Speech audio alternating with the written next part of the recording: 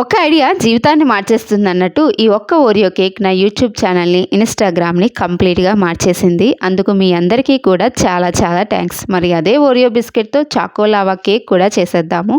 5 పెద్ద Oreo biscuit ప్యాకెట్లను తీసుకొని ముక్కల కింద చేసి మిక్సీ జార్లో వేసి పొడిలాగా చేసుకోవాలి.